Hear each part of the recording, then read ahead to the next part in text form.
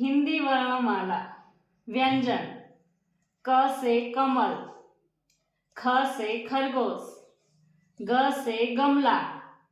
घ से घर, च से चम्मच, छ से छाता, झ से जहाज, झ से झंडा, ट से टमाटर, ठ से ठठेरा, ड से डमरू, ढ से ढोल, त से तरबूज, थ से थर्मस, द से दवाई, ध से धनुष, न से नयन,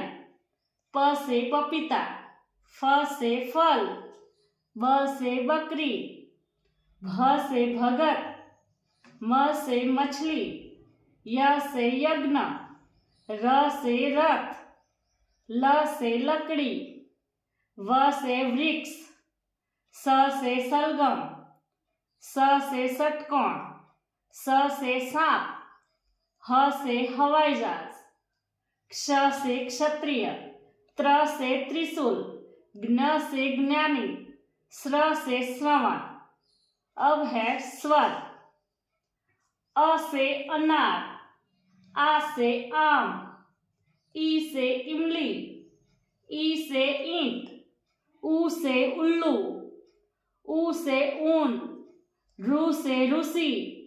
ए से एड़ी, ए से ऐनक, ओ से ओखली,